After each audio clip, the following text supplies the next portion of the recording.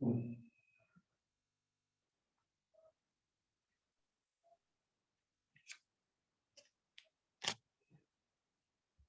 noite, boa noite.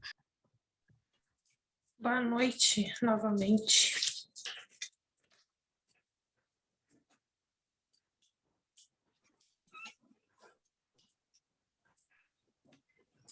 Espera mais um minutinho.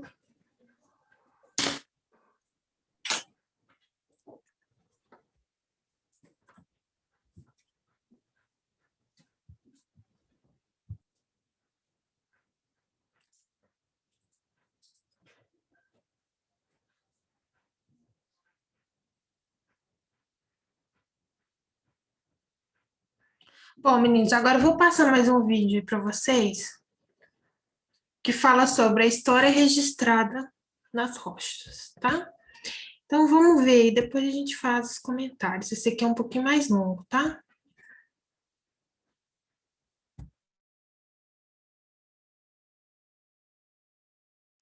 Vinte e 28 minutos.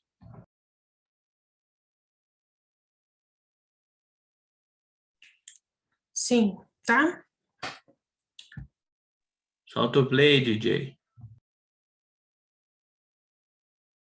Os vestígios de um passado distante. É investigar como detetive essa história que começa a se revelar ante nós, proporcionando algumas respostas, mas, sobretudo, muitas perguntas.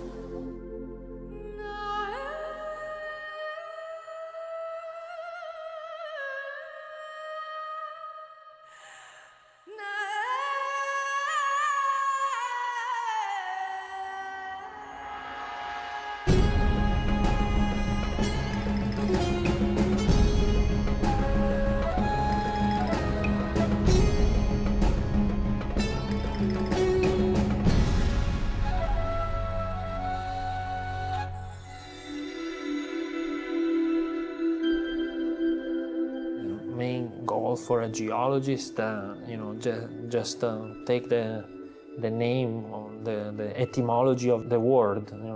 Geology is the study of the earth. So logia, logos, is the same word that from the Greek means intellect or understanding or word and reason. So the dialectic component, the ability to frame a hypothesis and to express that hypothesis, and the intellectual component, the ability to create a logical framework, organized logically your set of observations and data. And the earth is really the context in which you are putting this effort, within the context of understanding our planet. So for a geologist, the goal is to make sense, to organize, to find a common thread, to find patterns, to find sense, to find meaning, to find organization, to find design also in what we observe on planet Earth.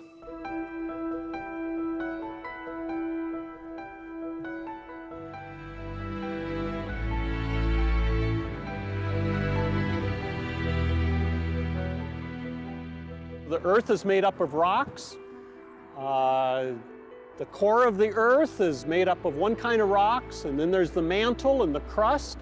So the entire Earth is made up of a variety of rocks, but we think most of the rocks at the surface. So a lot of the time, geologists are looking just at the different kind of rocks at the surface of the Earth. And there's different environments for the different rocks to form at the surface of the Earth. So one kind is if you have liquid rocks that come up from the interior of the Earth, they come up to the surface and come out. And so everybody knows about those. At volcanoes, you get lava that comes out. So that's one kind of rocks. Now, if the liquid rock, if the magma comes up, but it doesn't come all the way to the surface like a volcano and stops underground, maybe several kilometers underground, then it cools slowly and you can get large crystals, and those large crystals you can see in granites, in granitic kind of rocks. Now, Those volcanic rocks and granitic rocks are called igneous rocks. Another kind of rock is a metamorphic rock. And that's where the rocks are hot, but they don't get hot enough so they're liquid. They're just hot enough so that they're plastic and they can fold and different minerals can form. And so metamorphic rocks are rocks that are formed under high pressures and temperatures. One example of that is marble. Another example that you might be familiar with is slate, which is a rock that has been heated up just a little bit and some of the minerals have changed. Then the third kind of rock is a sedimentary rock. A sedimentary rock is probably the kind you're most familiar with, and it forms at the surface, usually by water, by the action of water.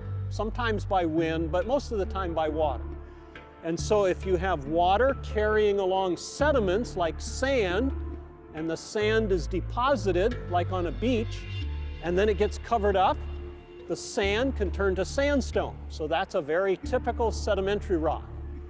If you have very high energy environments, then it can carry pebbles or boulders, and then you'll get a conglomerate. So a conglomerate's another kind of sedimentary rock. If the water is not moving very fast at all, or if it's not moving, then you can have the mud in the water will gradually settle out to the bottom, make mud at the bottom, and then over time that mud can harden into rock called shale. So those are various kind of rocks that are called clastic rocks that are due to water carrying particles along.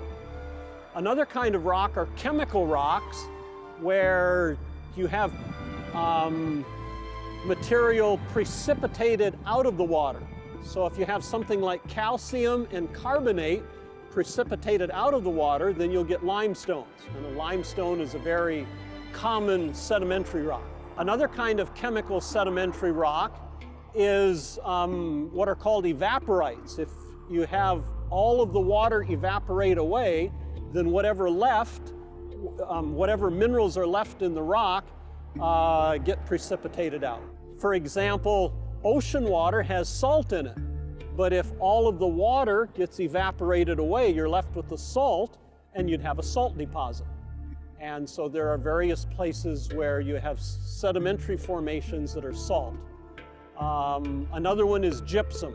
That's another kind of chemical precipitate. Os três grandes grupos de rochas encontrados na superfície da crosta terrestre, rochas ígneas, sedimentares e metamórficas, estão distribuídos de maneira diferenciada na Terra. Por exemplo, a crosta como um todo, 95% da crosta é formada por rochas ígneas e metamórficas. Então, em termos assim volumétricos, a crosta realmente a rocha prevalecente seria rochas ígneas e metamórficas. Já na superfície da Terra, aquele material exposto na superfície, a maior parte são rochas sedimentares, que ocupam mais a superfície da crosta. 75% das áreas continentais estão cobertas por rochas sedimentares.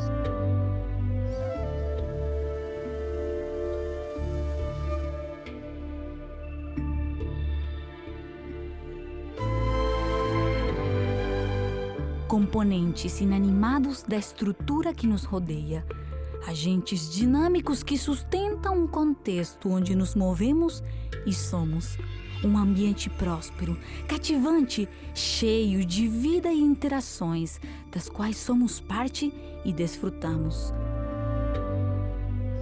Desde a água até as rochas, desde os vales às montanhas e dos profundos oceanos até o espaço, por onde quer que observamos e encontramos geologia. Esta ciência da Terra que, acima de tudo, nos proporciona um ponto de referência para compreender o passado, presente e futuro deste maravilhoso planeta, o qual chamamos de lar.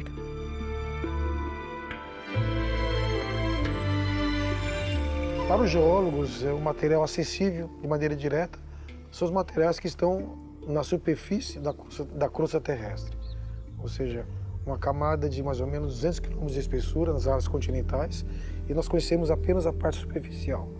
E ao estudarmos essa parte superficial, nós vamos identificar 3 grandes grupos de rochas: rochas ígneas, sedimentares e metamórficas. E essas rochas, por sua vez, cada grupo desse é subdividido em outros tipos de rochas. Praticamente, cada dia, quem sabe, um novo tipo de rocha é descoberta. Agora, existe outro tipo de rocha, aquela que é mais abundante na crosta, as rochas ígneas. Essas, quando se formam na superfície, porque a rocha ígnea é produto da consolidação de um material fundido, rochoso, que no interior da crosta recebe o nome de magma. Esse magma, quando atinge a superfície, passa a ser lava. E essa lava, em contato com a atmosfera, ela se resfria, se cristaliza e forma as rochas ígneas. Uma das mais comuns são os basaltos, né? E é interessante que é nesse momento que eu consigo fazer comparações melhores do presente com relação ao passado. Porque as rochas vulcânicas que se formam hoje, a lava praticamente é a mesma que formou as rochas vulcânicas do passado. Então, se existe um tipo de rocha que se forma hoje e permite fazer uma ponte com o passado, são as rochas ígneas, extrusivas ou vulcânicas.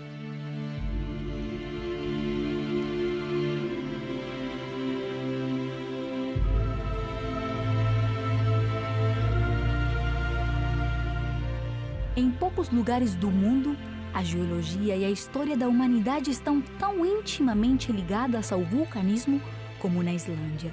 Graças à sua localização estratégica sobre um ponto quente, o hotspot vulcânico sobre a dorsal mesoatlântica, esta peculiar ilha no extremo norte do planeta surge e se renova geologicamente por meio de poderosos processos vulcânicos ativos que sucederam e ainda sucedem em todo o seu território.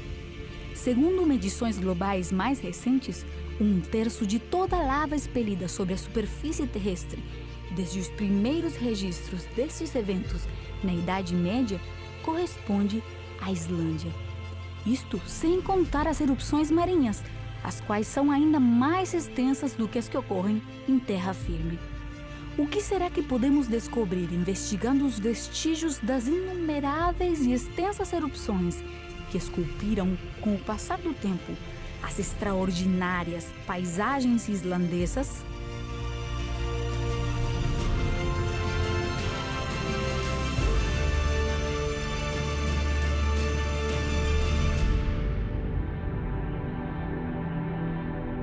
Okay, so one thing I do when I'm mapping here in eastern Iceland, I use the structure of the lava flows to tell me about their preservation.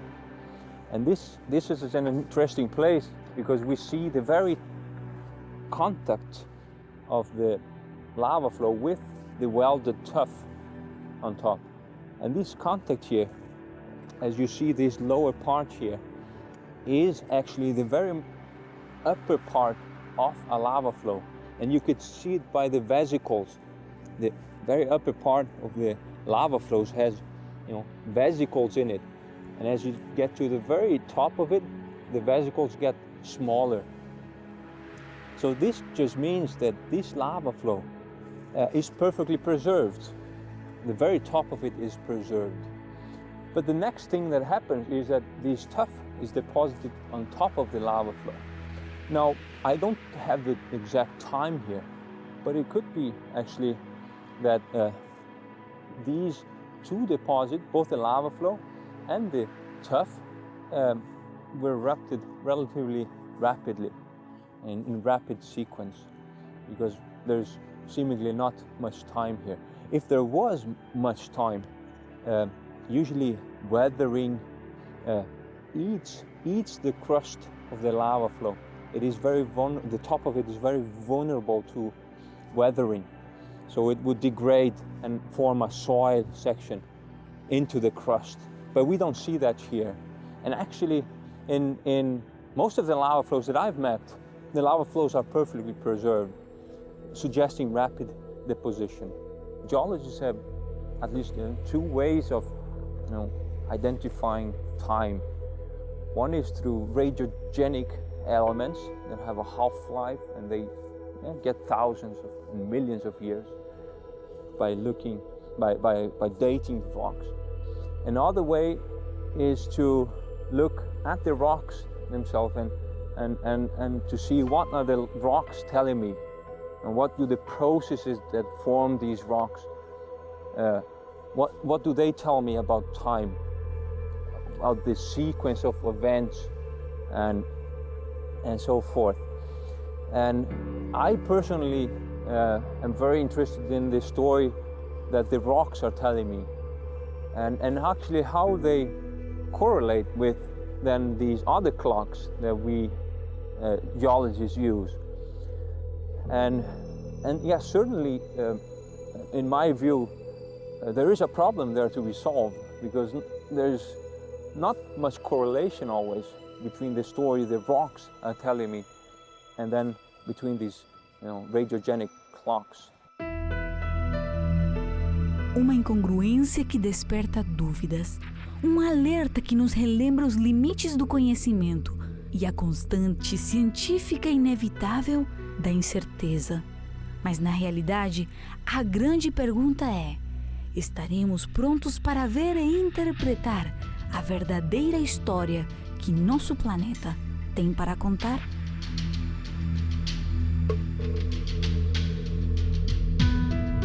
As you study geology, you're studying various processes, and as you study the processes, you need to have a picture of the sequence. What happened first? What happened next? What are the causes? What are the effects? So you need to know the order of events. If you want to study the relative time between rocks, if the rocks are close to each other, you can see how they're related to each other and probably figure out which came first and which came second. However, if the rocks are a long ways apart, you have some rocks in Europe and you have some rocks in South America, how do you figure out what the relation is in time between those rocks? And so geologists have developed a technique for determining ages for rocks that are a long ways apart. And that's radiometric dating. That looks at the atoms in the rocks, radioactive atoms. Uranium is radioactive, it decays to lead. Potassium is radioactive, that decays to argon. Rubidium is radioactive, that decays to strontium. And so if you count the number of parent atoms, like uranium, and you count the number of daughter atoms, like lead, you can figure out the ratio between them and figure out how long it's been decaying. And so this is one of the most popular techniques that geologists use to find the ages, the relative ages between different rock units, and what happened first, what happened later, what's the cause, and what is the effect. Existe uma variedade de aplicações, mas o princípio básico é sempre o mesmo. Existem tipos de átomos que são instáveis. Eles tendem a se transformar em outros tipos com o passar do tempo. São átomos como, por exemplo, carbono 14. A gente não usa isso para rochas, mas a gente usa para tecidos vivos. Existe o estrôncio 90. Esse sim a gente usa para rochas. Existe o argônio e potássio. Existe uma série de elementos. Argônio e potássio são dois elementos químicos, mas a gente costuma usar esses dois em combinação num dos tipos de metodologia de datação. E quando a gente faz essas datações, existe uma margem de erro mais ou menos grande ali. Tipicamente, o pessoal fala em 5 milhões de anos, é uma margem de erro normal. Fora isso, a medição parece muito precisa. O que é preciso? Preciso, o conceito de precisão nesse caso, indica reprodutibilidade, ou seja, eu meço usando algum elemento químico, uma estimativa de idade de alguma rocha, faço uma estimativa de idade baseado em algum decaimento radioativo, faço baseado em no decaimento radioativo de um outro elemento, e os resultados são parecidos, sempre parecidos. Existe o problema, por exemplo, das condições iniciais também. Como eu vou fazer uma estimativa do tempo que demorou para chegar até as condições atuais, se eu não sei as condições iniciais? Então existe um método que resolve esse problema, que é o método das isócronas. É um método que a gente coleta amostras e cada uma dessas amostras existem quantidades de elementos, proporções de quantidades de elementos que a gente mede ali. O resultado a gente coloca num gráfico. A inclinação de uma reta que se forma nesse gráfico nos dá a idade da rocha, sem precisar saber de condições iniciais. E esses números também têm uma precisão bem interessante. E mais, tem um método de autocorreção, que se a minha amostra é ruim, os pontos não param exatamente em cima de uma reta. Quanto mais incontaminada, vamos dizer assim, está aquela rocha, mais os pontos se alinham. Então parece o ponto perfeito. Então eu vou medir uma rocha muito antiga, por exemplo, eu posso obter resultados como 2 bilhões de anos. Existem até rochas mais antigas do que isso. E esses resultados têm precisão, ou seja, eu meço com um método da 2 bilhões de anos, meço com outro da 2,1 bilhões de anos, outro da 1,9. Então estão próximos um do outro. Agora, será que esses resultados são exatos? O conceito de exatidão é diferente. O conceito de exatidão tem a ver com proximidade da realidade. Eu posso reproduzir um resultado muitas vezes e esse resultado tem um viés intrínseco que vai me desviar da realidade. Como a gente faz para resolver esse problema? Nós precisamos de métodos não baseados em radiação, métodos baseados em algum outro tipo de fenômeno.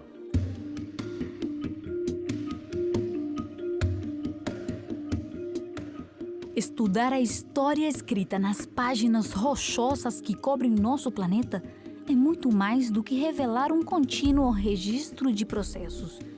Nelas, podemos também identificar formas passadas de vida, complexidade, evidências de eventos dinâmicos e catastróficos e, inclusive, tendências que podemos estudar e entrelaçar para obter dados mais precisos sobre o tempo transcorrido desde sua formação.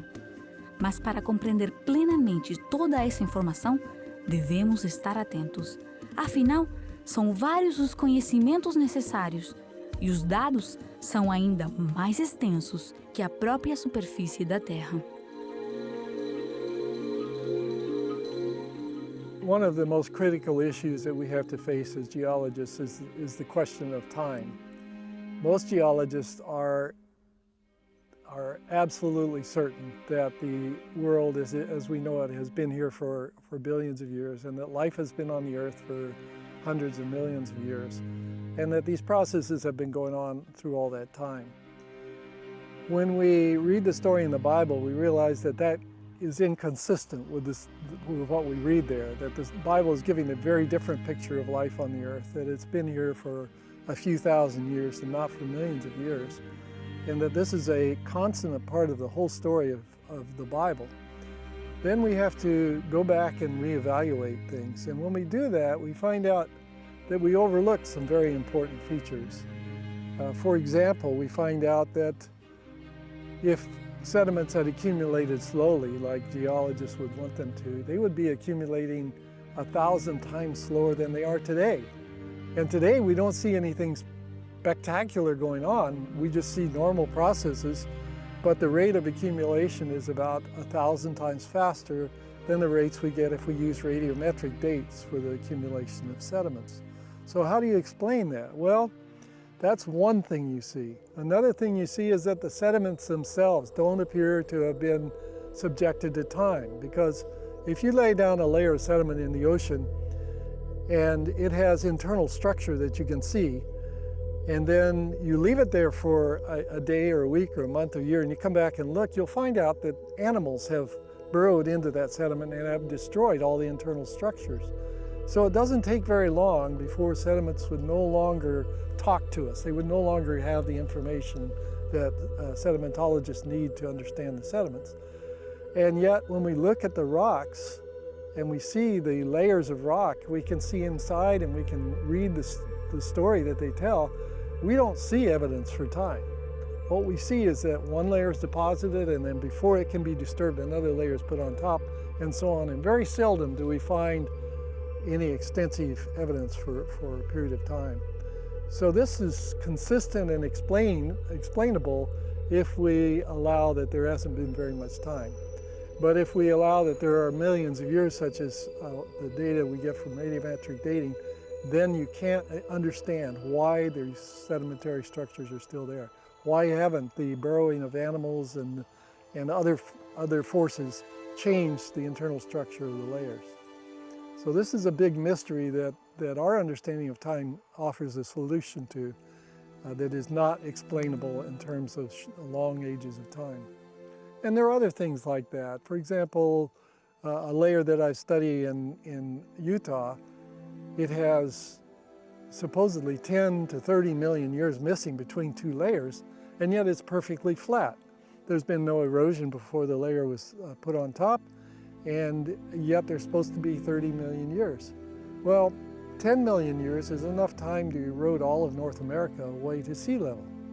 And if you had 10 million years and nothing's happening, how do you explain that? There is evidence that the material underneath was still soft. It was not consolidated. This is evidence because the overlying material has pushed down into it. And this could only happen if it was still mud. It wouldn't happen if it had been turned to rock. So we can see that there wasn't enough time for the layer to become hard like rock. It was still soft and muddy. But if it was soft and muddy for 10 million years, why didn't it erode away? And so we have an enigma. But if we consider that the time wasn't millions of years, but maybe was very quick, then we can understand and explain that. Conventional geologists think that there are millions of years passing as these layers are deposited, one on top of the other. Those of us who take the Bible account seriously, we don't see those millions of years being there. We don't believe there were millions of years. We don't believe there was that much time. There's still some time that passes. It's been thousands of years since creation. But how do we deal with this difference, thousands of years compared with millions of years? One of the things that happens is, if you are a conventional geologist, you have come to believe firmly that there were these millions of years. You look at the rocks and you automatically interpret them that way, as forming very slowly. Maybe there were catastrophes, but lots of time passing in between. But those of us who take the Bible seriously, we see it differently, and we will look for things and ask questions that the conventional geologist doesn't ask. The Bible actually opens our minds and opens our eyes to see things that other people are not noticing, to ask questions that others are not asking. When we do that, we discover things that a conventional geologist probably won't even notice. We ask questions that they're not likely to ask, because it wouldn't mean anything in their point of view. If you have a mind that is closed to certain possibilities that are not unreasonable, but maybe are outside the purview of whatever discipline you're working in, you will not think of certain ways of explaining the world around you. One of the advantages I have as a Christian geologist who believes in the biblical account of origins is that I can look at things on a broader perspective. I can consider not only the explanations of standard geologists, but I can consider a whole perspective beyond that, which involves catastrophic processes on a global scale. And when I do that, and I look at the rock record in those terms, I can see explanations that other geologists wouldn't think of.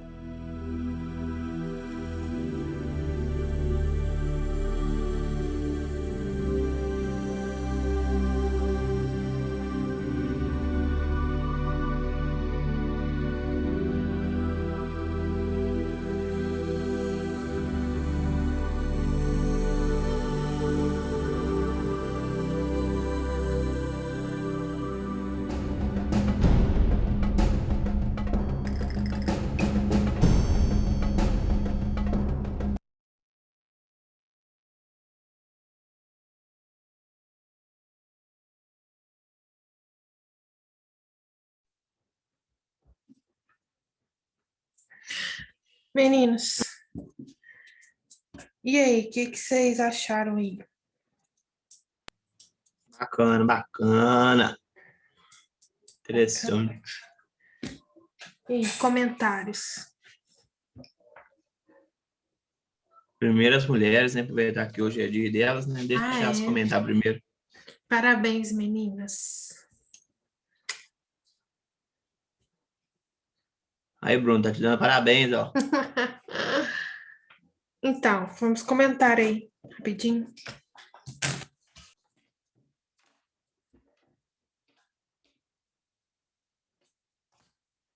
Rodolfo, fala aí para nós o que você achou. Não, deixa os meninos comentar aí. Ana Paula quer comentar aí. Ana Paula a Patrícia aí, ela quer comentar.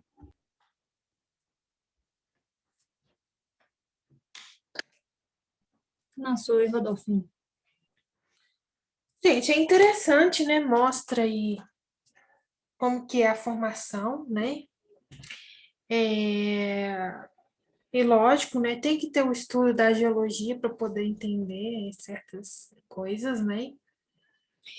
Mas eu vejo que a grande dificuldade deles é estabelecer o tempo, né? Que aquilo foi formado, né? E É isso etc. que eu ia te perguntar. Não sei se ele falou ali, talvez eu não vi. Porque igual ele falou que dá para fazer as contas, né? Que aí chega lá 1 bilhão, 2 bilhões de anos e tudo. Uhum. Mas que isso não chega próximo da realidade, né? Que teria que fazer uma outra conta, né? Um outro estudo para que seja feito mais próximo da realidade. Eu não sei se ele explicou ali, talvez ele explicou, eu não reparei. Mas como seria esse estudo? Já tem esse estudo ou não? Então, pelo que ele falou ali, né? Ele usa a técnica lá de decaimento, né? Pega um elemento radioativo para poder identificar, né?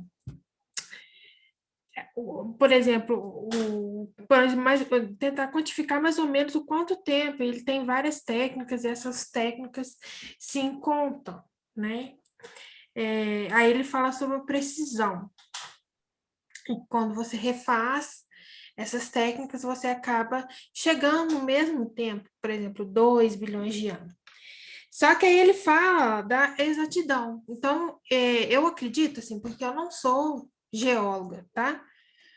Então, acredito, Rodolfo, que ele vai ter esse estudo empírico aí de estudo radioativo, e ele vai comparar esse resultado que ele achou para ser exato com a realidade. Então, ele vai ver os fenômenos que ocorreram ali, por exemplo, uma erosão, um intemperismo, e tentar ver se aquele resultado se encaixa na realidade. Eu acredito que seja isso. Mas mais específico como esse estudo, eu não sei te falar, porque é técnica, né, deles mesmo, assim.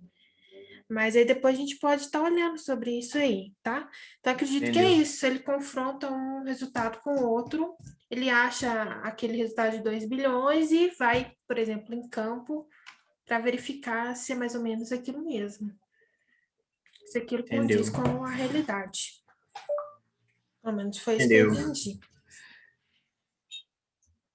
Então, assim, eu acho que a maior dificuldade deles é estabelecer isso, né? E tentar entender, né, qual fenômeno que aconteceu ali naquele lugar, né?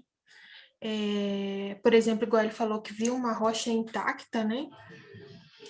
Lá naquele outro cara em inglês falando, a rocha intacta. E pelo tamanho, né, dos furinhos, ele conseguia ver se era do topo, né? Então, acho que essa é a maior Sim, dificuldade deles, em estabelecer isso daí, né? O que vem é o estudo.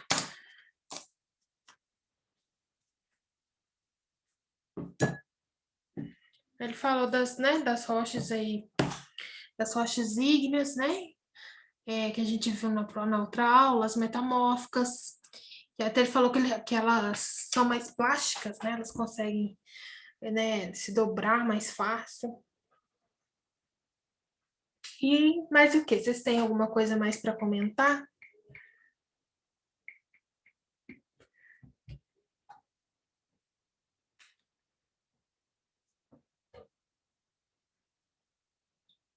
ó, eu tô falando que igual o trem tá mutado. Sobre as lavas do vulcão, não sei se você vai saber me responder. Como que elas são formadas? Você sabe? Então, Será que é uma mistura de algum material? Será que tem alguns materiais na lava, né? Alguns componentes minerais, né? Dentro do manto lá. Mas Então, aí essa Hum. mistura é encontrada em alta temperatura? Porque, assim, Sim. Será você tem que um manto, né? Sim. Então, E esse manto, então, ele é quente, então. Se eu não me engano. ele é muito quente. Deixa eu ver a temperatura dele aqui, Rodolfo, peraí. Ele é muito quente, que esse líquido que está no manto, que é a lava, né? Quando ela é expelida, aí chama de lava. Entendi. Eu tinha um... Eu tinha aqui, ó. É muito quente, entendeu? Então, ocorre aquilo ali, ela sai, né, pela cratera ali, e ela desce e forma lava. Pelo arrefecimento daquela lava, você forma aquelas rochas, né, que são as rochas aí que a gente conhece, as rochas ígneas. Que, como ele disse, né, a maior parte. Aqui, você tem o magma, tá vendo? Então, você tem a crosta terrestre, que é a casquinha aqui onde a gente está. E a gente tem o manto e o núcleo. Então, o manto, a gente tem esse magma. Então, aí o magma, ele tem um movimento aí de convecção.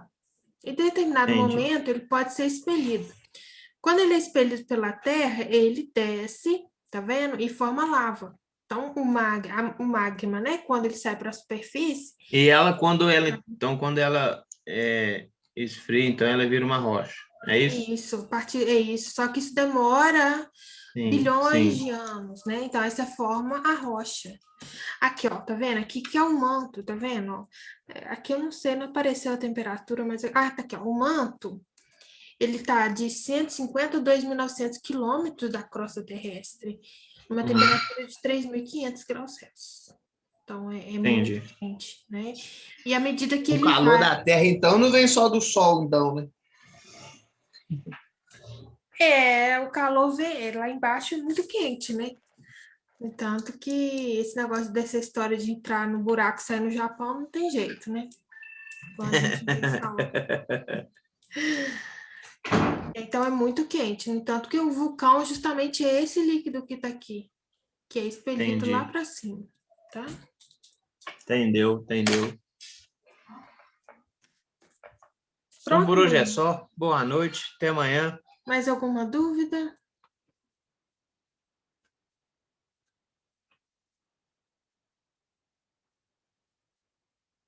Então tá bom, gente. Então a gente fica por aqui, então, tá? Ok? Ok, boa Então noite, tá com bom. Deus. Boa noite. Com Deus, gente. Tchau. Até amanhã.